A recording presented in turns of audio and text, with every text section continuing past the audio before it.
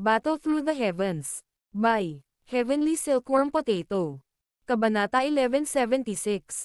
Pagnilay-nilay sa Core Soul Marrow. Ang kulay berdeng batong ito ay tila isang ordinaryong bato kapag tinitingnan ito mula sa malayo. Gayunpaman kung ang isa ay lalapit dito, matutuklasan ng isa na ang bato ay natatakpan ng ilang kakaibang linya.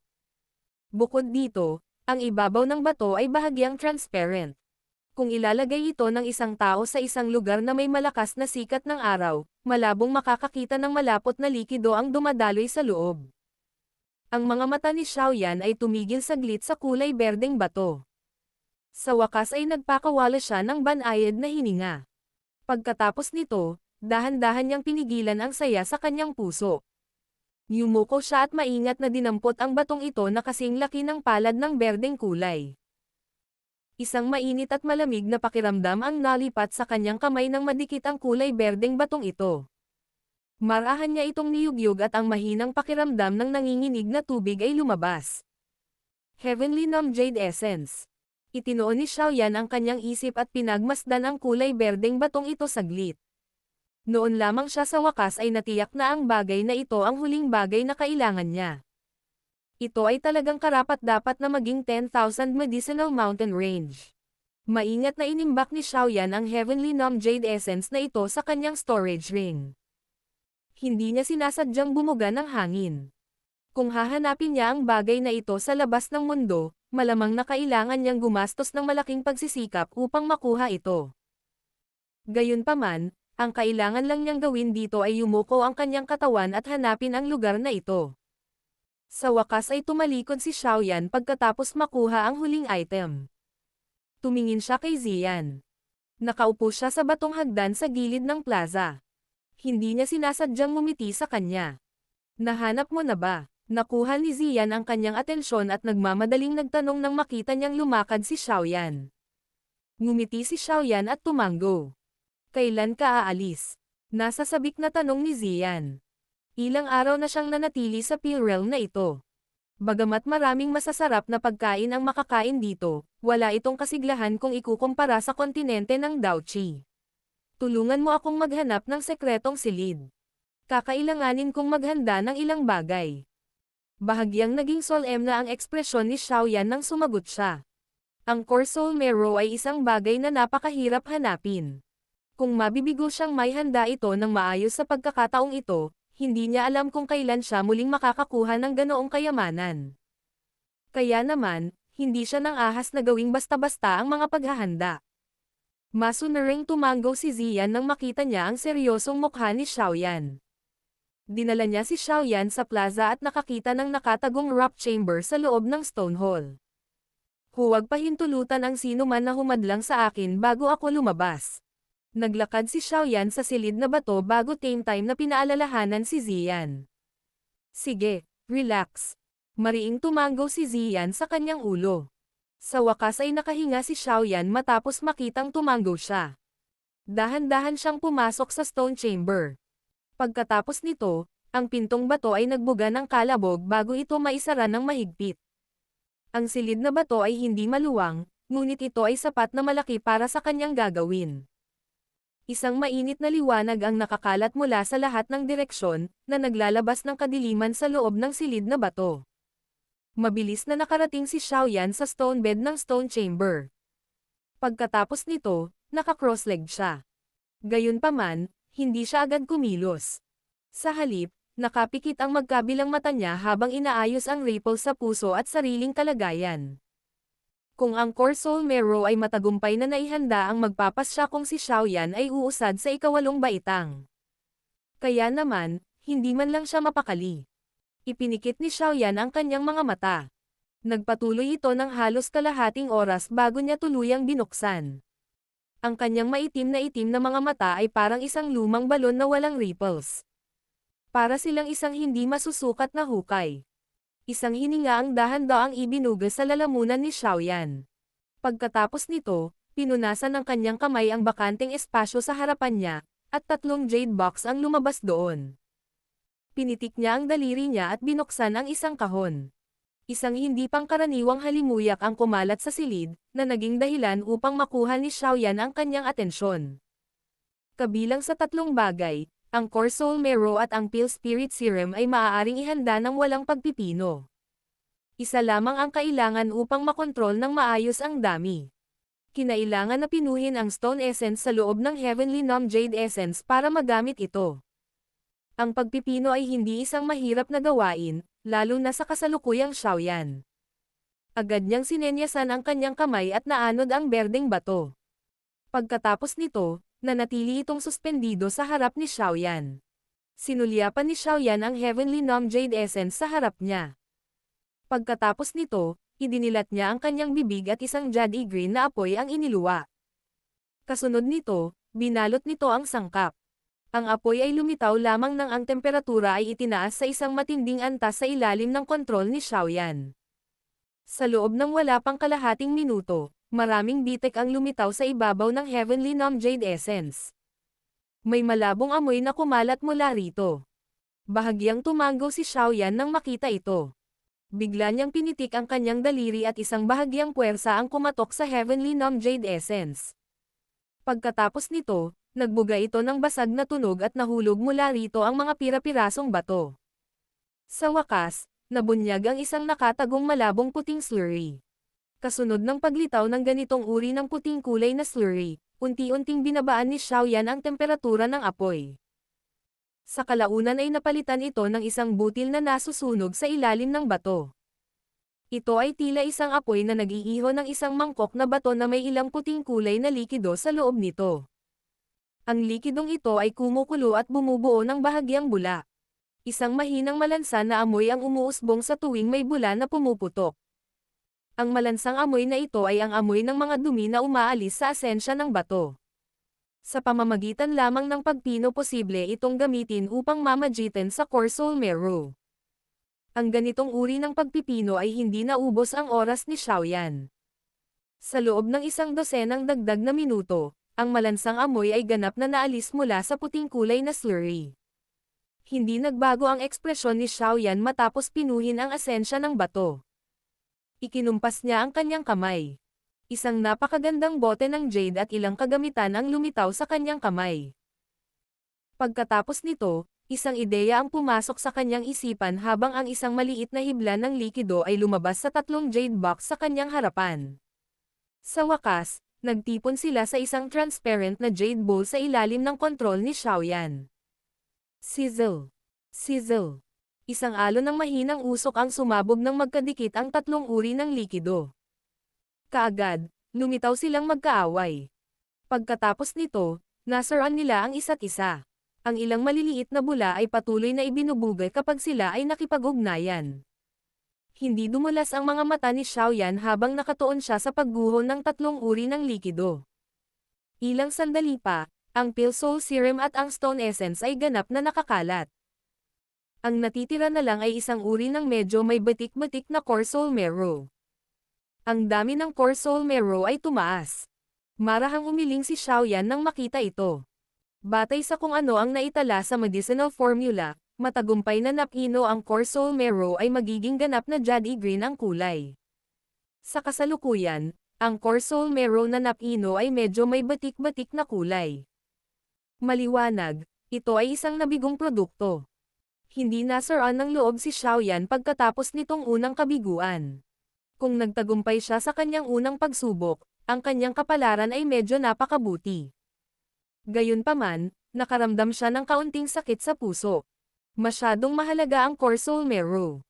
Kung mabibigo pa siya ng ilang beses, kahit na pakiramdam niya ay magsisimulang magdugo ang kanyang puso. Walang masyadong pagbabago sa sumunod na nangyari. Nagpatuloy pa rin si Xiaoyan sa monotonously hulaan ang konsentrasyon ng pinaghalong tatlong uri ng kayamanan. Kung mayroong kaunti o mas kaunti sa ganitong uri ng halo, ang ekwilibriyo sa pagitan ng tatlong uri ng likido ay masisira. Sa wakas, ito ay magtatapos sa isang kabiguan. Sa makatuwid, walang pagbabagong maaaring mangyari sa puso ng isa dahil sa pagkabigo sa panahon ng pagpipino.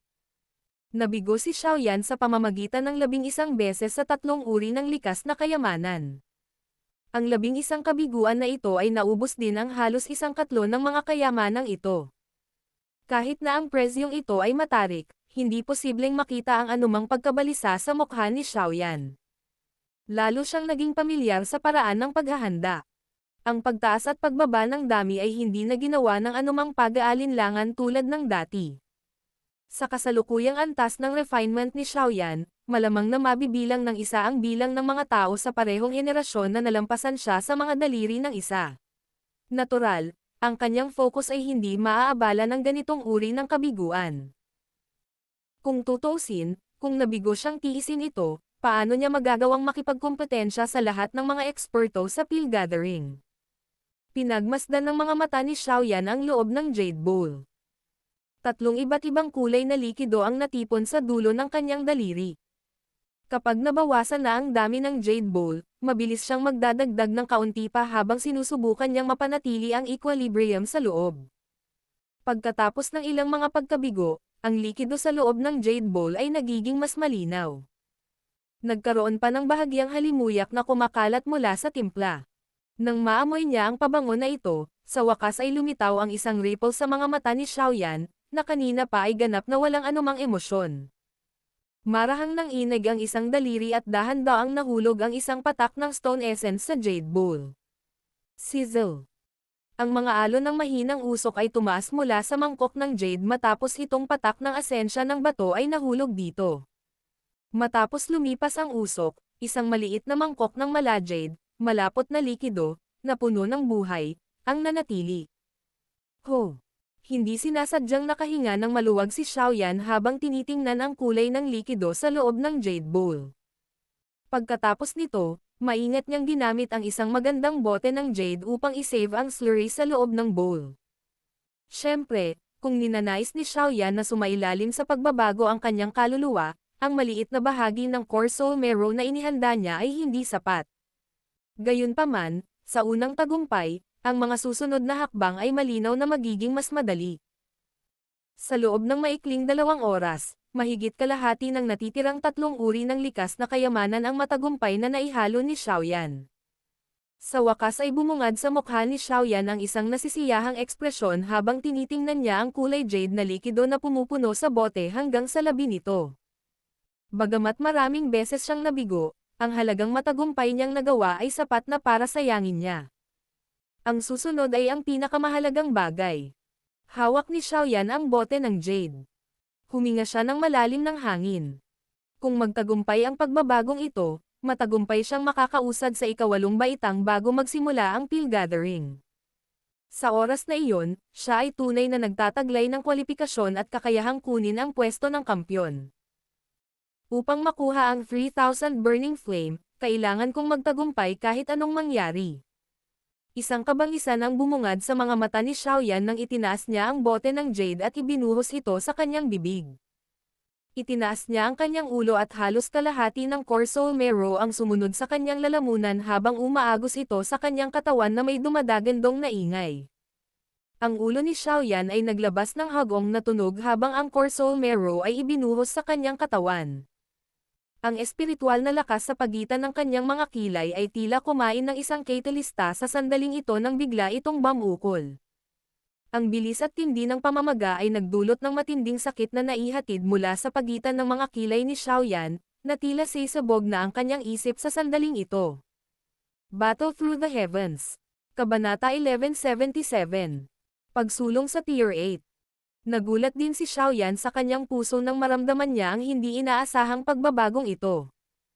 Gayunpaman, hindi siya nang ahas na maging labis na walang ingat sa sandaling ito. Pilit niyang pinapatatag ang kanyang isip habang nakatuon siya sa mga pagbabago sa loob ng kanyang katawan. Ang pinaamo na core soul marrow na iyon ay naging mainit na daloy na nagkalat pagkatapos na pumasok sa katawan ni Xiaoyan. Mabilis itong nagsingaw at sunod-sunod na alon ng isang malalim na berdeng usok ay nagsimulang mabilis na umakyat paitaas. Dumausdas ang usok sa kanyang katawan at umabot sa pagitan ng kanyang mga kilay. Sa wakas, naghalo ito sa espiritual na lakas na namamalagi doon. Kasunod ng pinaghalong usok at ang kanyang espiritual na lakas, mabilis na naramdaman ni Xiaoyan ang isang malakas at nakakatakot na enerhiya na mabilis na sumanib sa kanyang kaluluwa. Kasabay nito, Ang lakas ng kanyang kaluluwa ay nagsimulang lumitaw na para bang nakakonsumo ito ng isang mahusay na gamot na pampalakas nang bigla itong lumakas sa bilis na naging sanhi ng pagkagulat ni Xiaoyan. Sa mabilis na paglakas ng kanyang espiritual na lakas, ang pamamaga ng kilay ni Xiaoyan ay naging mas matindi. Hindi niya inaasahan na ang Core Soul Marrow na ito ay nagtataglay ng napakalakas na epekto ng pagpapalakas sa espiritual na lakas ng isang tao. Walang magawa si Xiaoyan sa mukha ng pamamaga ng sakit sa pagitan ng kanyang mga kilay. Nakatingin lang siya habang nararamdaman niyang lumalakas ang kanyang kaluluwa. Ang pagtaas ng dami ng berdeng kulay na usok ay tumaas. Ang kaluluwa ni Xiaoyan ay patuloy na lumakas kasama nito. Sa sandaling ito, tunay na naramdaman ni Xiaoyan kung ano ang migraine. Ang mga templo sa dalawang gilid ng kanyang ulo ay nagsimulang pumipintig sa sandaling ito. Para lang silang maliliit na tambol na patuloy sa pagtugtog. Malapit na itong sumabog. Ang kanyang kaluluwa ay naging napakalakas na unti-unting nalampasan ang threshold na kayang tiisin ni Xiaoyan. Kaya naman, sa wakas ay hindi na nakatiis si Xiaoyan. Isang matinding, masakit na pagsabog ng eardrum ang biglang lumabas sa kaibuturan ng kanyang isipan. Bang! Sabog ang isip ni Xiaoyan hanggang sa mahilo siya sa pagsabog na ito. Tinakpan ng gintong liwanag ang kanyang paningin, at ang kanyang isip ay nasa ganap na kaguluhan.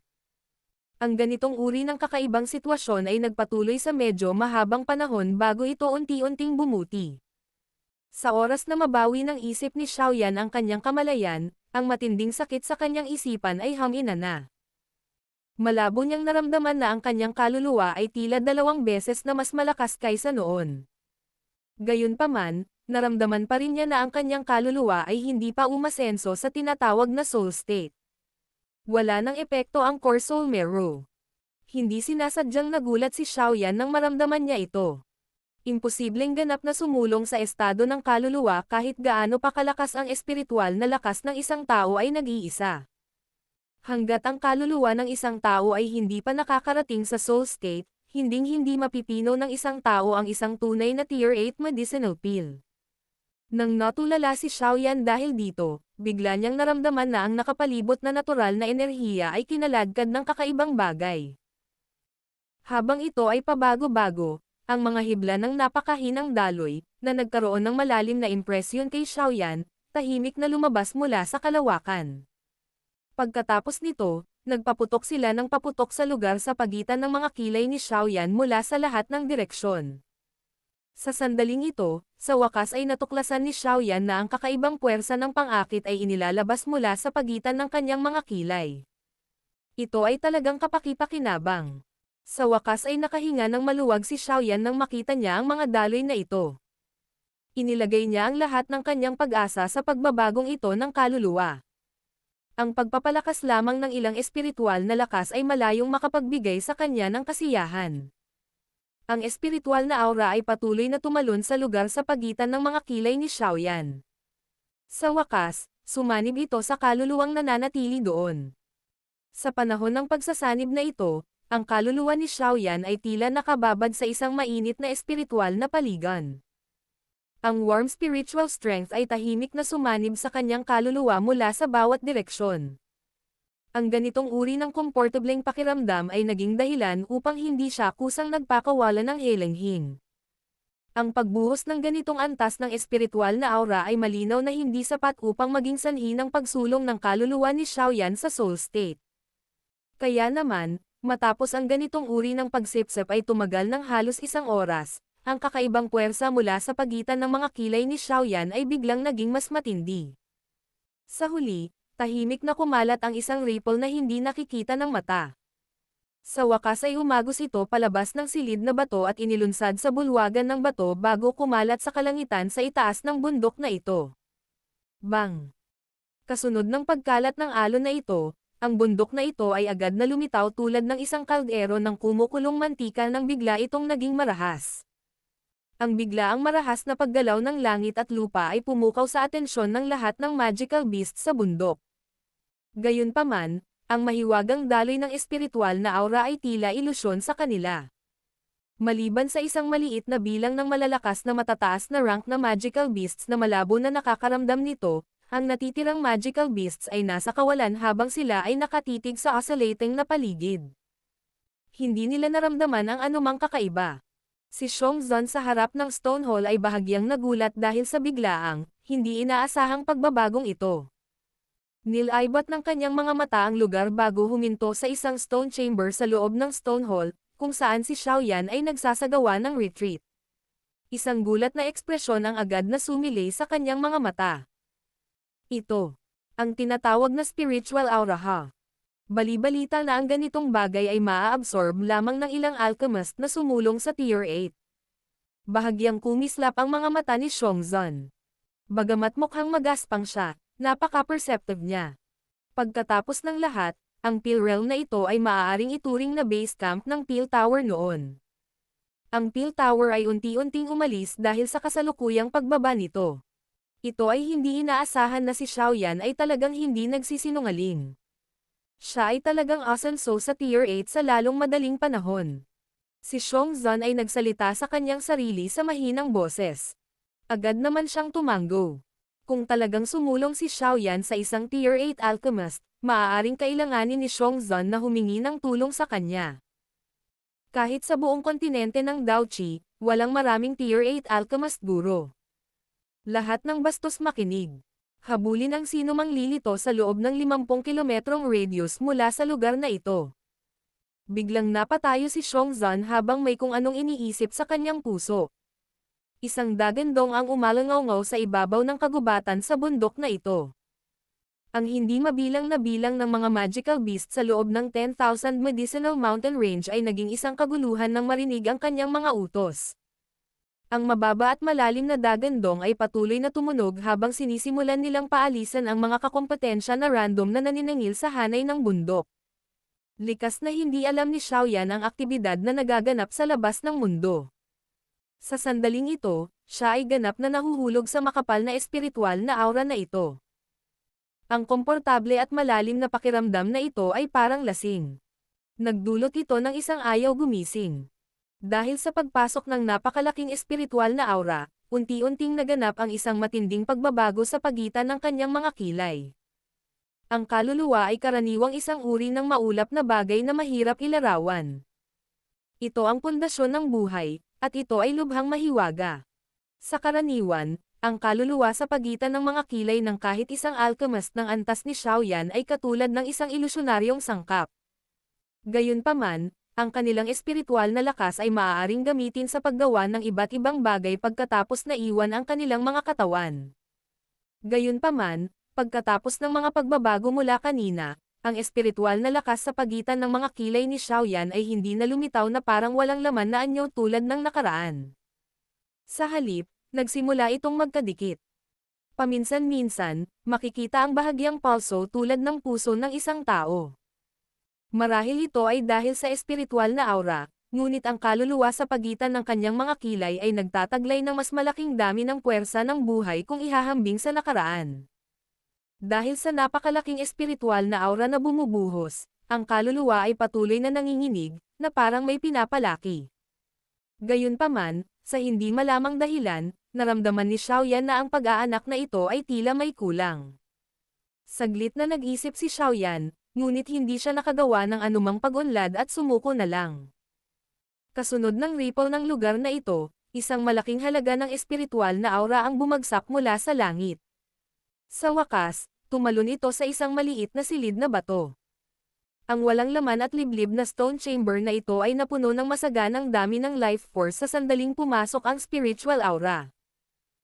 Ang ekspresyon ni Xiaoyan sa loob ng stone chamber ay unti-unting naging pangit dahil sa dumaraming espiritual na aura na bumubuhos.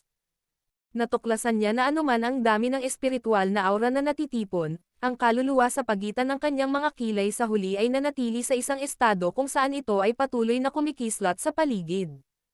Tila hindi nito nagawang gawin ang huling hakbang pasulong. Mahigpit na itinaas ni Xiaoyan ang kanyang kilay. Alam niya na kung hindi niya magawa ang huling hakbang na ito pasulong, hinding-hindi niya maaabot ang Tier 8. Ano na lang ang kulang? Ang mga pag-iisip ay lumipad sa puso ni Xiaoyan habang pinag-iisipan niya ang problema. Sa sandaling ito, Ang kanyang kaluluwa ay lumitaw tulad ng isang kakon na nangangailangan ng direksyon upang gawin ang pangwakas na hakbang pasulong, pagsira sa kakon at pagbabagong anyo sa isang butterfly. Direksyon. Isang liwanag ang biglang kumislap sa isip ni Xiaoyan habang nag-iisip. Tama, walang espiritual na paraan ng pagsasanay upang bigyan ito ng direksyon. Nakahinga ng maluwag si Xiaoyan sa loob ng kanyang puso matapos maunawaan ang puntong ito. Gayunpaman, hindi nagtagal ay nagsimula na naman siyang sumimangot. Ang espiritual na paraan ng pagsasanay na ito. Tila siya lamang ang nagtataglay ng pinakapangunahing formula ng salita. Itong formula ng salita. Iniisip ko kung okay lang. Medyo hindi sigurado ang isip ni Xiaoyan. Gayunpaman, wala siyang ibang paraan sa ngayon. Mabilis niyang itinoon ang kanyang isip. Pagkatapos nito, dahan-daang lumabas sa kanyang bibig ang isang word formula. Ang limitasyon ng kaluluwa. Sarhan ang makalangit na espiritu. Sumip sa patpandayin ang espiritu, ang kaluluwa. Habang ang maikling formula ng salita na ito ay unti-unting tumutunog sa puso ni Xiaoyan, ang gumagalaw na kaluluwa sa pagitan ng kanyang mga kilay ay tila bumilis. May unti-unting nabuo sa proseso. Ang oras ay parang tubig na tahimik na dumadaloy. Sa isang kisap mata, 8 araw na mula nang pumasok si Xiaoyan sa silid na bato. Ang hindi pangkaraniwang pangyayari ay unti-unting nawala at ang silid ng bato ay muling naging ganap na tahimik. Si Ziyan ay tumingkayad sa batong hagdan sa labas ng silid na bato. Ang kanyang maliliit na kamay ay nakasuporta sa kanyang mga pisngi habang ang kanyang mga tingin ay gumagala sa paligid sa sobrang inip na paraan. Ang paghihintay sa mga ilang araw na ito ay talagang nagdulot sa kanya ng labis na kakilakilabot. Bakit hindi pa rin siya tapos? Ang sabi-sabi na ang pill realm na ito ay malapit nang magsara. Mahinang ungol ni Ziyan habang hinihimas ang kanyang maliit na kamay sa lupa. Bang! Habang si Ziyan ay bumubulong sa sarili, isang malakas na ingay na nakakapukaw ng kaluluwa ang biglang umalangaw mula sa silid ng bato. Kaagad, nabasag ang hindi mapapantayang matigas na kisame.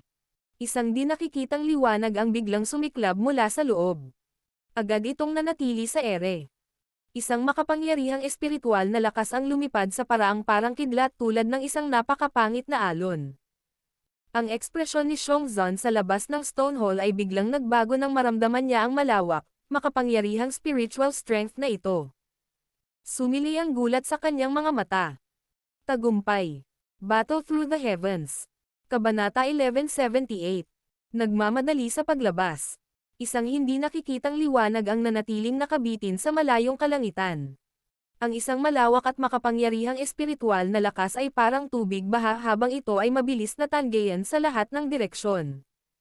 Sa sandaling ito, maliban sa ilang napakalakas na mataas na ranggo na magical beast na nanatili sa hanay ng bundok, ang iba pang mga magical beast ay nakakaramdam ng napakalakas na spiritual pressure. Ang kanilang mga katawan ay hindi sinasadyang nanginag sa ilalim ng matinding espiritual na presyon. Talagang malakas ang Xiaoyan na ito. Talagang nakapasok na siya sa Tier 8. Hindi ka panipaniwala. Tumingin si Xiongzhan sa hindi nakikitang liwanag sa kalangitan. Ang malawak, makapangyarihang espiritual na lakas doon ay naging dahilan upang maging siya ay makaramdam ng kaunting takot. Ang kanyang dakilang lakas ay nahayag sa pamamagitan ng kanyang pisikal na katawan. Gayunpaman, kung ihahambing ng isa ang kanilang mga kaluluwa, malamang na ang dalawang Xiongzhan ay hindi makakapantay sa isang Xiaoyan. Ang malailog na espiritual na lakas ay patuloy na kumalat sa loob ng ilang minuto bago unti-unting nawala. Kasabay nito, ang invisible light na iyon ay dahan-daang lumitaw sa harap ng mga mata ni Xiongzhan. Nagkalat ang liwanag at malabong lumitaw ang isang figure ng tao. Sa isang maingat na sulyap, nakakagulat na si Xiaoyan. Gayunpaman, ang katawan ng kasalukuyang Xiaoyan ay tila napaka-ilusyon. Ito ay isang kaluluwa. Tinitigan ni Xiongzhan ang ilusyonaryong si Xiaoyan sa kalangitan. Biglang nagulantang ang puso niya sa mahina niyang hula. Isang bagay na tulad ng kaluluwa ay masyadong ilusyon at hindi malinaw sa mga eksperto sa panahong ito. Ang espiritual na lakas ay walang kulay at walang anyo. Mahihirapan ang isa na tuklasin at harapin ito. Napakakaunting mga tao ang nakakita ng isang bagay na katulad ng isang hugis tao na kaluluwa. Pagkatapos ng lahat, ang pagbuo ng isang ilusyonaryong kaluluwa sa isang anyo ng tao, na hindi nagkalat sa mahabang panahon, ay isang bagay na kahit ilang piling thousands ay nahirapang makamit. Ang Xiaoyan sa kalangitan ay umiling saglit bago biglang ibinaba ang kanyang ulo. Tumingin siya sa stone chamber sa lupa. May isang payat na figure na dahan-daang humahakbang sa walang laman na hangin, naglalakad. Nilaibat ng mga mata ni Xiaoyan ang figure at natuklasan na iyon ang pisikal na katawan ni Xiaoyan. Habang ang pisikal na katawan ay naglalakad sa hangin patungo sa kaluluwa, ang Xiaoyan na pinagsama-sama ng kaluluwa ay gumagalaw din. Naglakad ito patungo sa aktwal na katawan. Ang espiritual na katawan ay lumiliit ng kaunti sa tuwing may isang paa na lumapag. Sa oras na ang espiritual na katawan ay dumating sa harap ng kanyang aktwal na katawan, siya ay nagbago na sa isang kumpol ng hindi nakikitang liwanag na kasing laki ng palad.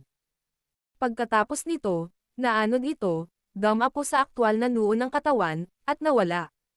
Nang muling pumasok ang kaluluwa sa pagitan ng mga kilay ni Xiaoyan, bahagyang nanginig ang kanyang katawan. Ang espiritual na presyon sa kalangitan ay nawala din sa sandaling ito. Ang katawan ni Xiaoyan ay nakatayo sa langit ng ilang sandali. Muling nabawi ng may itim niyang mga mata ang kanyang malay. Nakahinga siya ng malalim at biglang nagsimulang gumawa ng ilang sil gamit ang kanyang mga kamay. Kasunod nito, isang malakas na espiritual na lakas ang kumalat mula sa pagitan ng kanyang mga kilay sa bilis na parang kidlat. Sa wakas, nagsama-sama ito sa isang hindi nakikitang spiritual handprint kung saan naroon ang kamay ni Xiaoyan. Big Brother Xiongzhan, subukan at tumanggap ng spiritual handprint ko. Isang mahina at malalim na sigaw ang lumabas sa bibig ni Xiaoyan. Kaagad, ang kanyang mga mata ay bumaling kay Xiongzhan sa ibaba sa isang biglaang paraan habang siya ay tumatawa.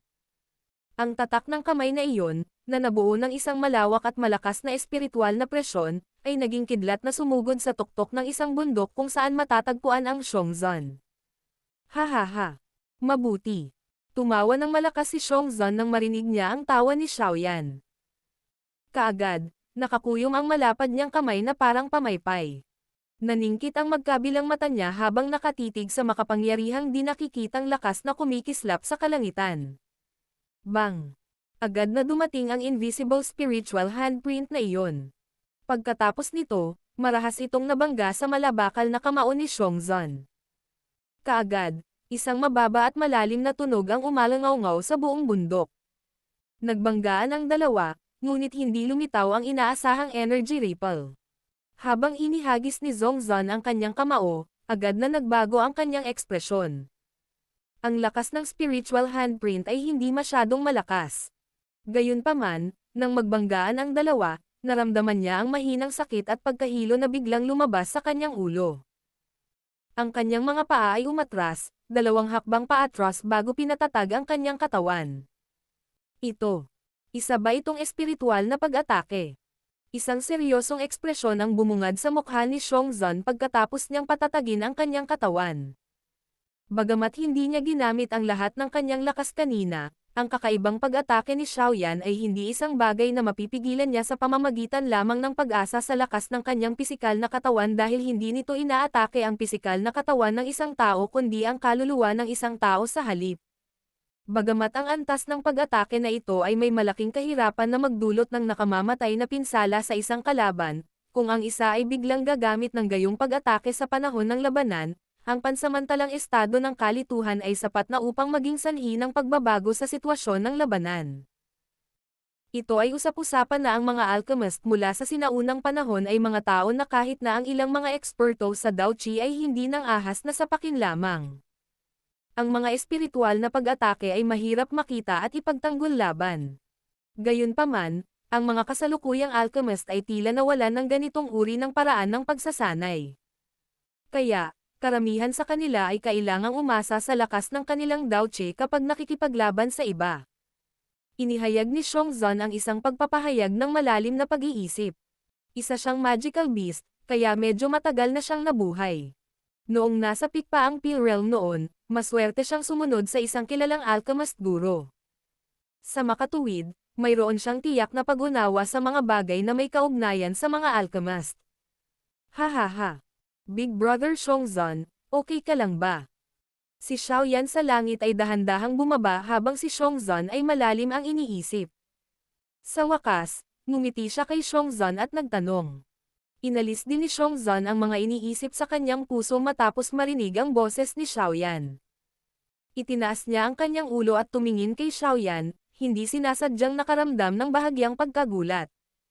Hindi niya alam kung ilusyon ba iyon, ngunit naramdaman niyang nagkaroon ng karagdagang kilos si Xiaoyan na mahirap makita kapag tumingin siya sa kanya.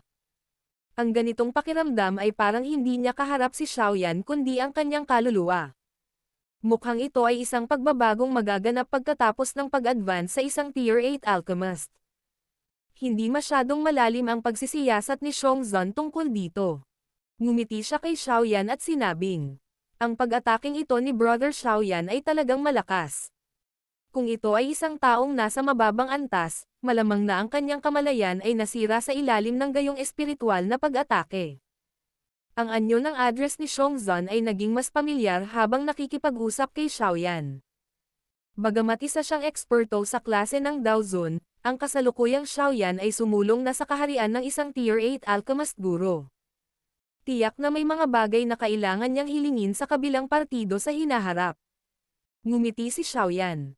Hindi niya sinala ang bahagyang pagbabago kay Xiongzhan. Hindi sinasadyang napabuntong hininga siya sa loob ng kanyang puso. Ang mundo ng malakas ay isa talaga kung saan pinarangalan ang lakas. Ang mga salitang ito ay lalong angkop kapag ginamit ni Xiongzhan sa kanyang prangka na karakter. Nakalabas ka na rin sa wakas. Isang malinaw na boses ang biglang tumunog mula sa likuran ni Xiaoyan.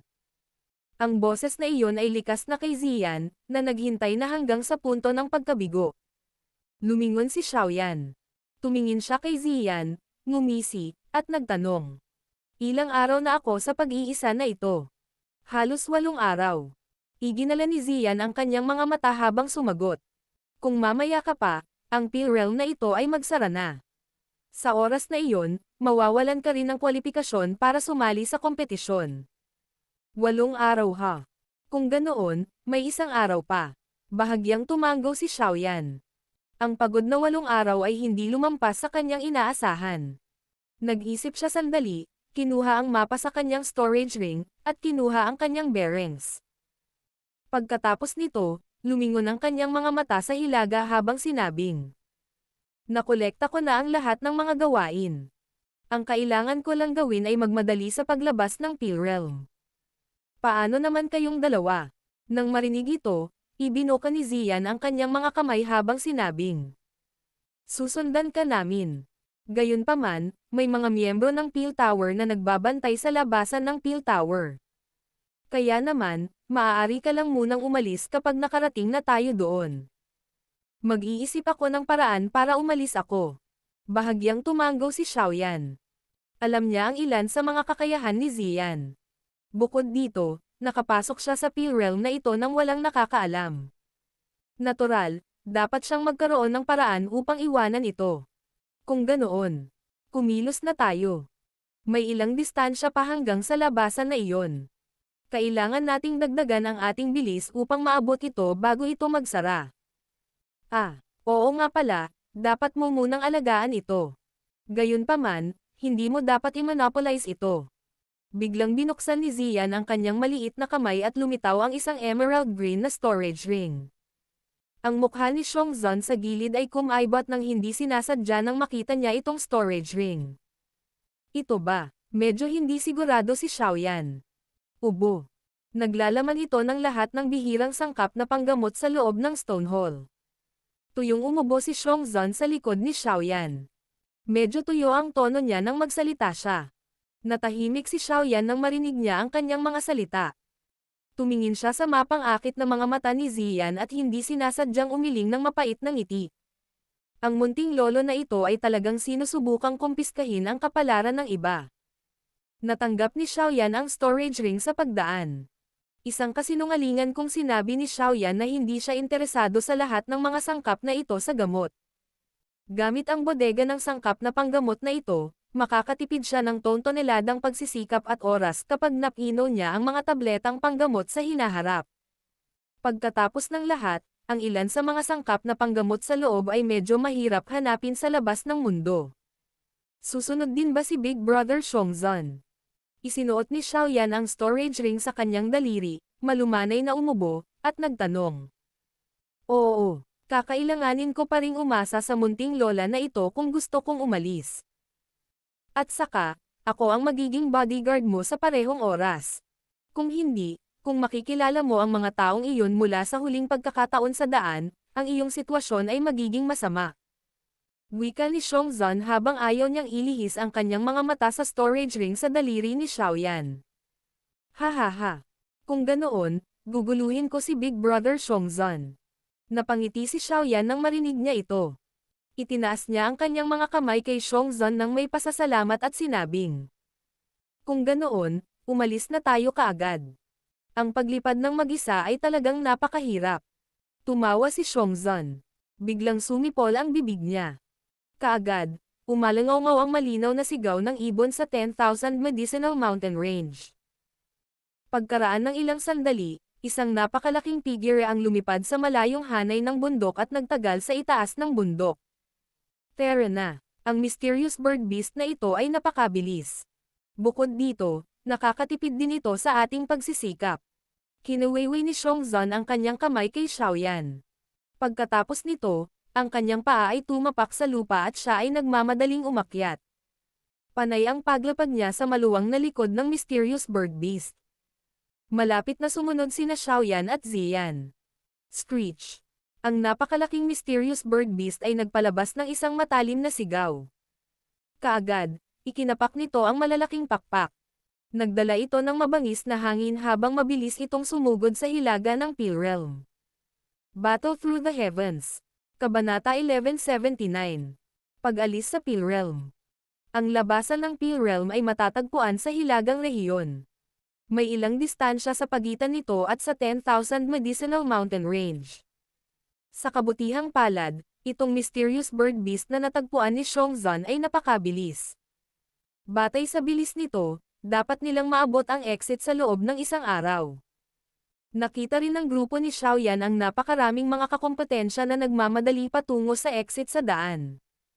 Ang mga taong ito ay naiinggit sa grupo ni Xiaoyan, na nakasakay sa malaking ibong ito. Sa transportasyong ito, posible na makatipid ng walang katapusang dami ng problema. Sa kasamaang palad, ang mga magical beast sa loob ng Pilrealm na ito ay pambihirang marahas. Ang pag-amin sa kanila ay mas madaling sabihin kaysa gawin. Ayon sa mga alituntunin, kung ang isa ay nabigo na maabot ang exit bago ang Pilrealm ay isinara, ang isa ay mawawalan ng kwalipikasyon upang magpatuloy sa pagsali sa kompetisyon. Kailangan lang nilang maghintay ng 2 araw bago pumasok ang mga eksperto mula sa Pil Tower sa Pilrealm at dinala ang lahat ng mga naiwan sa loob. Kaya naman, upang makalabas sa nalalabing yugto ng panahon na ito, napakaraming mga kakompetensya ang mabilis na nagmamadali. Lumipas ang halos 1 araw habang nagmamadali sila. Sa oras na lumiwanag ang langit ng susunod na araw, isang napakalaking parisukat na itinayo mula sa malalaki at puting mga bato sa wakas ay lumitaw sa lupa sa di kalayuan. Ang isa ay maaaring kahit na malabo makita ang ilang lingga-sized na itim na figure sa square. Ito ang labasan ng Pilrealm ha. Marahang napabuntong hininga si Xiaoyan sa loob ng kanyang puso habang pinag-aaralan niya ang napakalaking parisukat sa di kalayuan. Mabuti na lang at hindi siya naantala. Screech. Ang mysterious bird beast ay nagbuga ng isang matalim na sigaw. Agad nitong ikinapak ang malalaking pakpak at lumikha ng ilang mabangis na hangin habang mabilis itong tumawid patungo sa plaza. Ang napakalaking nilalang na ito, na biglang lumitaw sa kalangitan, ay naging sanhi ng ilang mga figure ng tao sa parisukat na ibinato ang maingat na mga tingin. Ang mga taong naruroon ay nakakuha ng malalim na pag-unawa sa mga magical beast sa loob ng Pilrealm na ito sa loob ng ilang araw na ito. Kaya naman, hindi sila nang ahas na maliitin ang mahiwagang hayop ng ibon matapos makita ang napakalaking sukat nito.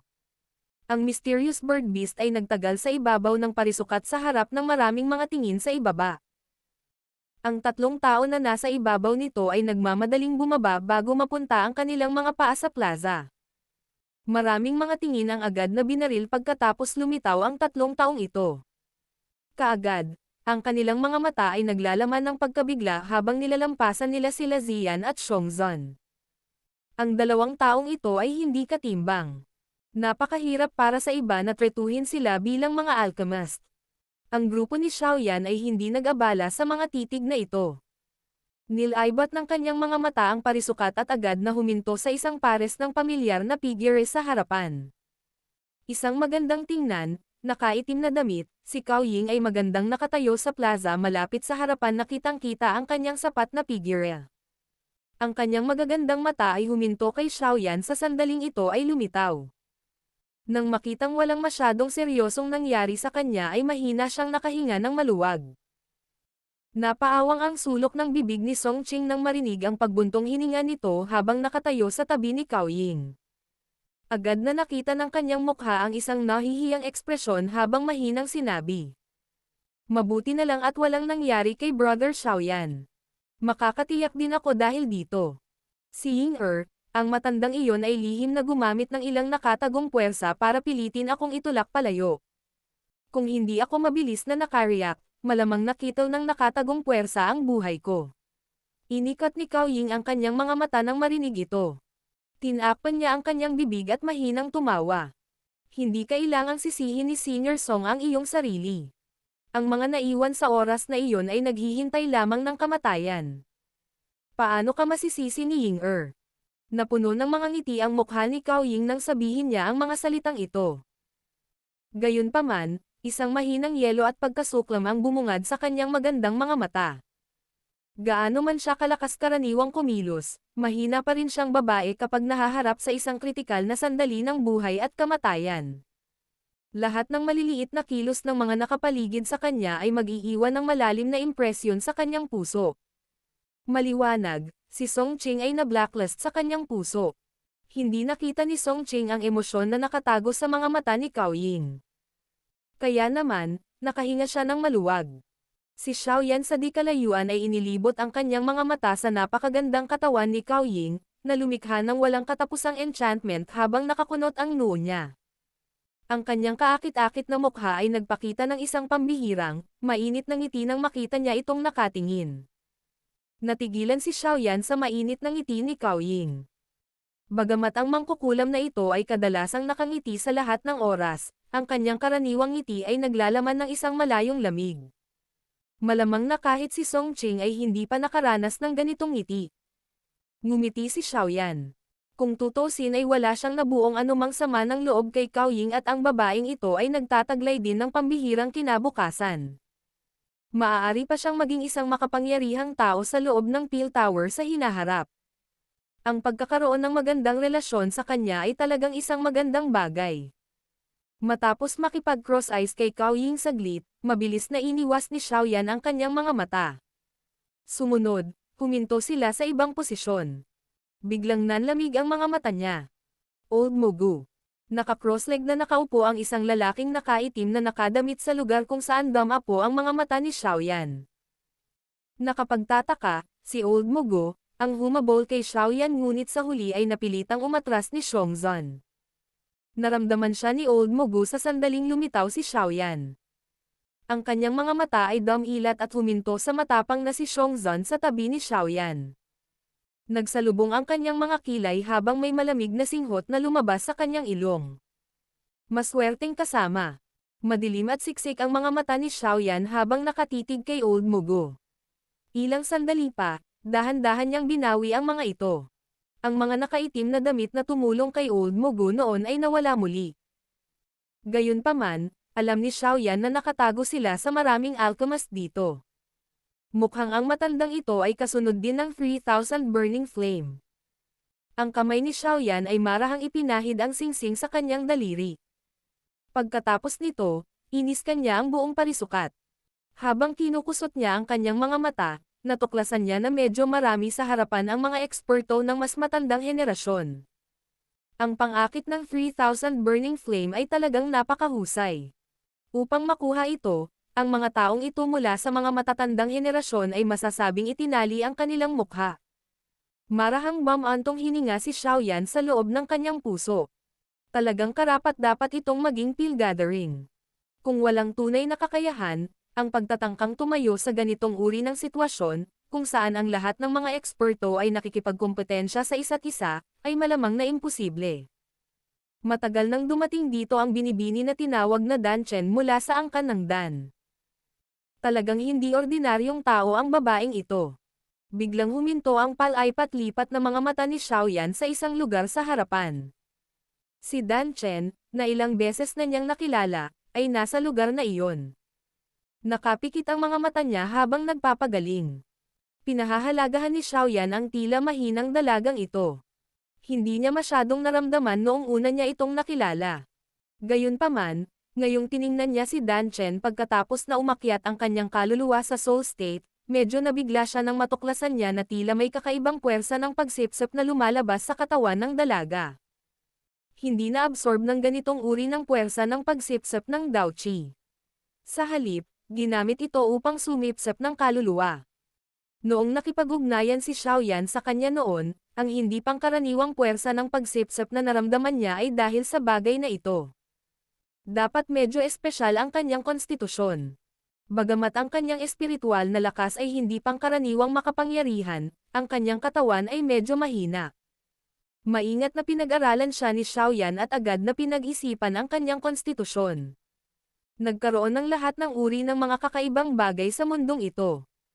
Palaging mayroong ilang mga tao na may hindi pangkaraniwang konstitusyon. Ang ilang mga halimbawa ay ang woeful poison body ng Little Fairy Doctor o ang kakaibang mga mata ni Qinglin mula noon. Lahat sila ay hindi pangkaraniwang mga tao. Marahang umiling si Xiaoyan. Maaari niyang hulaan na ang hamon ng pill gathering na ito ang magiging pinakamatindi kailanman. Ang bilang ng mga kakompetensya na dumating sa parisukat na ito ay lumago sa daloy ng panahon. Bukod dito, karamihan sa mga taong dumating ay malakas. Gayunpaman, ito ay talagang may katuturan kapag naisip ito ng isa. Paanong ang isang tao ay hindi magkakaroon ng ilang mga kakayahan pagkatapos na makapagtiis sa pill realm na ito, isang lugar ng matinding kompetisyon, hanggang ngayon. Lumipad din ang mga mata ni Xiaoyan sa gitna ng plaza habang naghihintay siya. Medyo distorted ang espasyo sa lugar na iyon. Isang matandang lalaki sa damit na kumakatawan sa pill tower ay naruroon malapit sa magulong espasyo. May hawak na tungkod ang matanda, at ganoon din ang balat sa mukha sa balat ng orange. Nasa dibdib niya ang badge ng pill tower. Ang tore sa ibabaw nito ay isang maliwanag na lila ginto. Isa sa 8 dakilang elder ng pill tower. Ang ilan sa mga tao sa plaza ay naglabas ng mahinang tandang nang makita nila ang natatanging badge na ito. Pagkatapos noon ay agad silang tumahimik. Hindi pinansin ng matandang may dalang tungkod ang iba't ibang tunog sa plaza. Para lang siyang matandang monghe sa pagmumuni-muni at hindi nagsasalita. Sa ilang sandali ay bahagyang kumaibot ang kanyang mga talukap. Saka lang niya dahan-daang iminulat ang kanyang mga mata. Ang kanyang mga mata ay random na dumaan sa parisukat bago siya nagsalita sa mahinang boses. Tapos na ang oras. Ibigay ang iyong mga listahan ng gamot at ang mga sangkap ng gamot na inatas ang hanapin mo sa matandang ito. Pagkatapos nito, maaari kang umalis sa lugar na ito at lumahok sa huling bahagi ng kompetisyon ng pill gathering. Ang tungkod ay biglang dahan-dahang tumawid sa baluktot na espasyo pagkatapos tumunog ang kanyang boses. Isang maitim na spatial crack ang dahan-daang lumitaw. Ilang kaguluhan ang naganap sa plaza matapos marinig ng lahat ang mga salita ng matandang may dalang tungkod. Nasaraan ng loob ang mga ekspresyon ng medyo maraming tao. Maliwanag, hindi nila natapos ang kanilang gawain sa pagkakataong ito. Di nagtagal pagkatapos tumunog ang mga salita ng matanda, isang walang malasakit, nasa katanghaliang gulang na lalaki ang nanguna sa paghakbang. Pagkatapos nito, iniabot niya ang listahan ng mga gamot at ang mga sangkap ng gamot sa matanda, na tiningnan ang listahan bago bahagyang tumanggo. Kasabay nito, ang lalaking iyon ay humakbang sa spatial crack at mabilis na nawala. Sa isang taong nangunguna, ang mga tao sa likod ay nagsimulang humakbang pasulong sa isa't isa.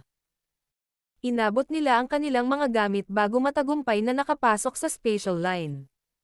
Siyempre, may ilan sa kanila na hindi pa natatapos sa kanilang nakatalagang gawain. Sila ay random na kumuha ng ilang mga panggamot na sangkap upang maipasa ang mga ito bilang mga tamang item. Gayunpaman, ang kanilang mga gamit ay inilabas lamang nang ang mga gamit ay pinalipad ng tungkod ng matanda. Pagkatapos nito, umakyat sila na may mapupulang mukha. Pulang-pula ang mga mukha nila. Lumingon si Xiaoyan matapos makita si Cao Ying at ang iba pa na nagsisimulang pumasok sa fissure. Sinabi niya kay Zian. Gagawin ko muna. Magtitipon tayo pagkatapos nating umalis. Oo, napangiti si Xiaoyan nang marinig ang sagot nito. Inayos niya ang kanyang mga damit at mabilis na naglakad papunta sa matanda sa harap ng maraming naiinggit na tingin sa paligid. Pagkatapos nito, inilabas niya ang listahan ng mga gamot at mga sangkap ng gamot mula sa kanyang storage ring. Tinanggap sila ng matanda at sinuri ang mga ito bago bigla ang sumulyap kay Xiaoyan at bahagyang tumango. Pasok. Magalang na inilahad ni Xiaoyan ang kanyang mga kamay sa matanda. Pagkatapos nito, ang kanyang mga mata ay bumaling sa madilim na itim na spatial line. Isang tahimik at banayad na hininga ang nalalanghap sa kanyang puso. Sa wakas ay isa pang hakbang na siya palapit sa 3,000 burning flame. Battle Through the Heavens.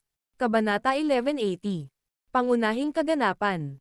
Ang lugar na ito ay isang stadium na napakalaki na naging sanhi ng pagkagulat sa isa. Isang makapal na dagat ng mga tao ang bumalot sa lupa hanggang sa nakikita ng isa.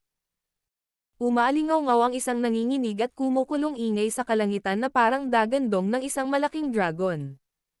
Sa ilalim ng nakakatakot na sonic wave na ito, kahit na ang cloud layer sa kalangitan ay nawasak hanggang sa mga piraso na lang ang natira. Maraming mga platapormang bato ang lumutang sa hangin sa itaas ng parisukat. Ang mga batong platform na ito ay ang pinaka nakakasilaw dahil ang huling paghaharap ng Peel Gathering na ito ay magaganap sa kanila.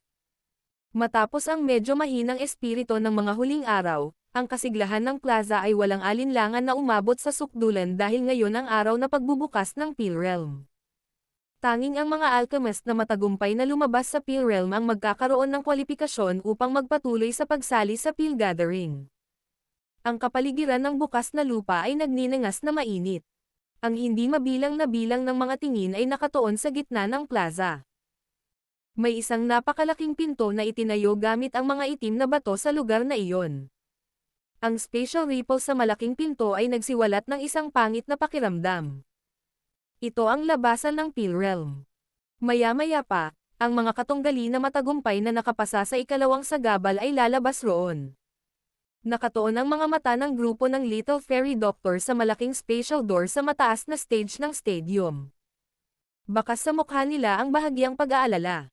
Bagamat tiwala sila sa mga kakayahan ni Xiaoyan, alam din nila ang tindi ng kompetisyon sa Peel Realm.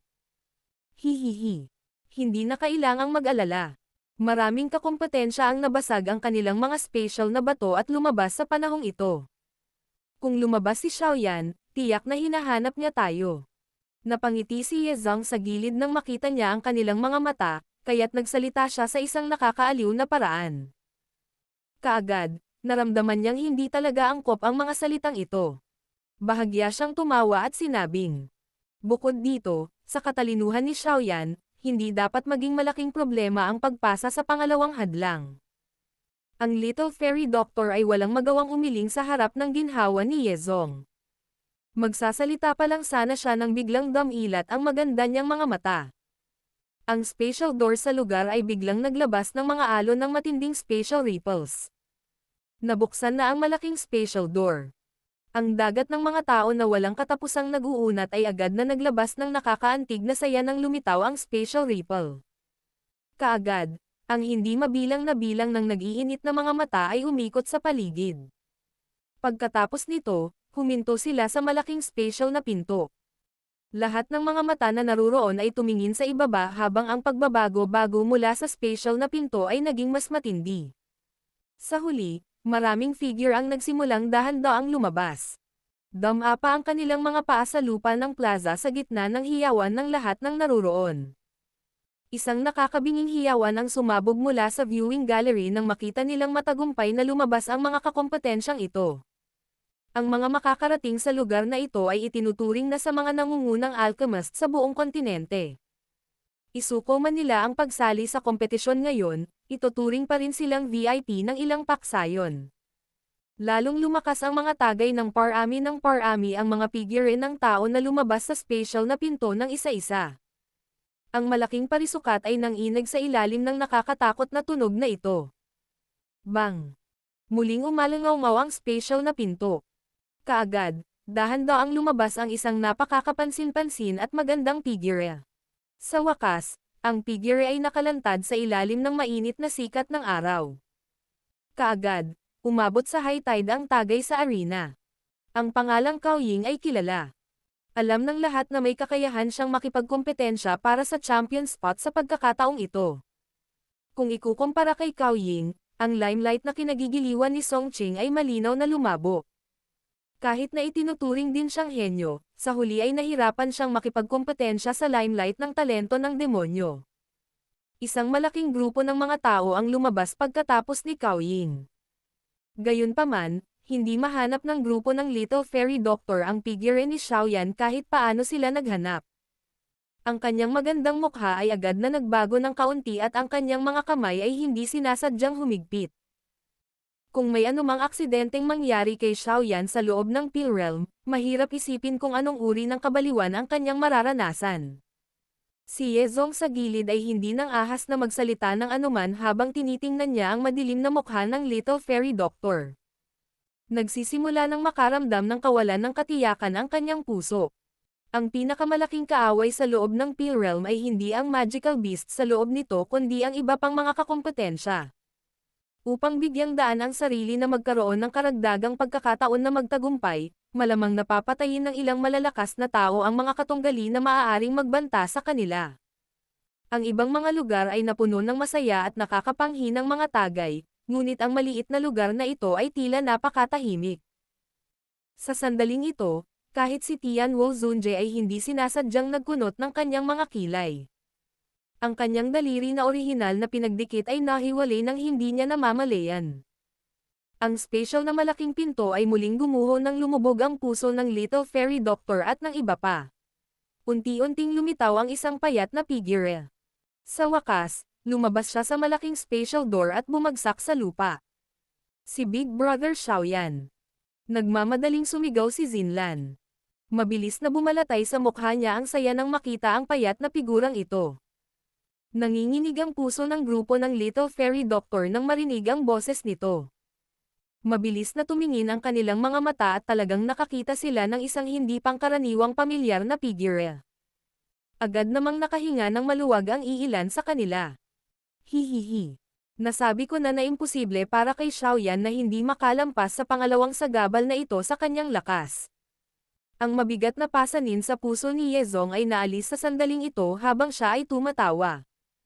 Si Xiaoyan, na naglalakad palabas ng malaking special na pinto, ay biglang ibinaling ang kanyang mga mata habang ang lahat ay nakahinga ng maluwag. Agad siyang ngumiti at tumango sa grupo. Ang taong ito, ang Little Fairy Doctor ay hindi sinasadyang umiling at nagsalita sa malambot, walang magawang paraan nang makita niya ang masiglang hitsura ni Xiaoyan. Si Xiaoyan ay hindi sinasadya na medyo nawalan ng isip nang marinig niya ang nakapaligid na malalakas na boses mula sa gitna ng plaza. Ang oras na ginugol niya sa loob ng Pill Realm ay talagang tahimik, ngunit tila may kulang. Ngayon lang siya nakaalis sa kanya na pagtanto na ang Pill Realm ay kulang sa tao. Ang mga mata ni Xiaoyan ay lumibot sa lahat ng direksyon habang siya ay nakatayo sa plaza. Napatingin siya sa special na malaking pinto na patuloy pa rin sa pagdura ng mga tao. Bahagyang nagulat ang kanyang mga mata. Ang mga numero sa parisukat na ito ay umabot ng hindi bababa sa 1,000. Hindi niya inaasahan na maraming tao ang tatagal pagkatapos ng 2 elimination round na iyon. Ang isang pagtitipon ng alchemist na kinasasangkutan ng mga ganoong numero ay isang bagay na kahit ang Jiama Empire Alchemist Grand Meeting noon ay malayong may kumpara. Siyempre, ito ay hindi lamang sa mga tuntunin ng mga numero. Nagkaroon din ng pagkakaiba sa kalidad. Ang sinumang random na tao sa lugar na ito ay madaling maging kampyon ng Alchemist Grand Meeting na iyon. Ang nanlilisik na mga mata ni Xiaoyan ay biglang huminto sa pinakamataas na upuan sa plaza makalipas ang ilang sandali. Ang lugar na iyon ay naglalaman ng isang malawak, makapangyarihang aura na naging dahilan upang maging si Xiaoyan ay makaramdam ng kaunting pressure. Ang tatlong higanteng ulo ng Peel Tower ha. Nilaybot ng mga mata ni Xiaoyan ang tatlong figurang iyon. Medyo nagulat siya dahil nadiskubre niya ang magandang babaeng naka-cheongsem, na hindi pa niya nakikilala, na maingat na pinag-aaralan siya. Bagamat hindi pa nakilala ni Xiaoyan ang magandang babaeng ito, alam niya ang katayuan nito mula sa kinatatayuan niya. Bahagyang nabigla ang kanyang puso. Ang pagkakaroon ng antas na ito ay hindi isang taong maaaring saktan ng kasalukuyang kalagayan niya. Kaya naman, hindi siya naglakas loob na ihinto ang kanyang mga mata ng napakatagal. Ang tanging ginawa niya ay sumulyap bago mabilis na iniwas ang kanyang mga mata. Siya ba si Xiaoyan? Ang disipulo ni Yao Chen.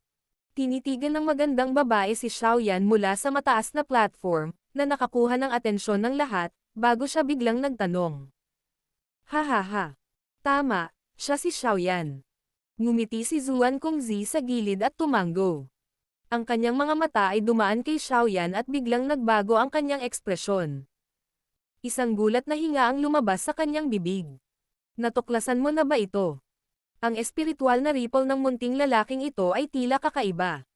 Kung tama ang hula ko, dapat ay nahawakan na niya ang soul state. Bahagyang ngumiti ang magandang babae at mahinang nagsalita. Ito ay may hitsura ng soul state. Ang madilim na balat na elder sa kanyang tabi ay tumanggo din sa medyo mahigpit na paraan. Bumakas ang sorpresa sa kanyang mukha nang sabihin niyang. Ang ganda talaga ng mata nitong matandang si Yao Chen. Nakakainggit. Kung talagang sumulong na siya sa soul state, kahit sina Cao Ying at Dan Xin ay mahihirapang talunin siya sa Peel Gathering na ito. Tumawa ang magandang babae. Tumango si Zuan Kongzi. Si Xiaoyan ay hindi nagbigay sa kanya ng ganoong pakiramdam noong huli niya itong nakilala. Maliwanag, ang ganitong uri ng pagbabago ay dapat na nauugnay sa paglalakbay na ito sa Peel Realm. Mahirap ba talagang talunin ang matandang iyon minsan? Ang special na pinto sa plaza ay patuloy na umaalingaw-ngaw ng halos kalahating oras bago ito tuluyang bumagal. Unti-unting nawala ang distorted space ripple. Muling nabawi ng special na malaking pinto ang katahimikan nito.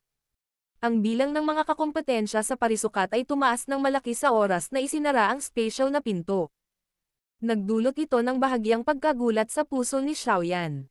Ang mga taong ito ay tila isang natatanging alchemist na nagmula sa buong kontinente ng Daoqi. Ang isa ay kailangang humakbang sa ulo ng lahat ng mga taong ito upang maging kampyon sa Peel Gathering. Ang taong iyon ay kailangang umakyat ng hakbang-hakbang hanggang sa maabot nila ang tuktok. Ang orihinal na maingay na parisukat ay naging mas tahimik sa sandaling isinara ang malaking special na pinto. Alam ng lahat na ang susunod na nangyari ay ang pangunahing kaganapan ng Peel Gathering na ito. Nilaybot ng mga mata ni Zuan Kongzi ang parisukat mula sa mataas na entablado. Umalangaw-ngaw sa gilid ng tenga ng lahat ang banayad niyang ubo, dahilan para mapatingin sa kanya ang mga mata ng lahat. Una sa lahat, pagbati sa inyong lahat na makakatayo rito.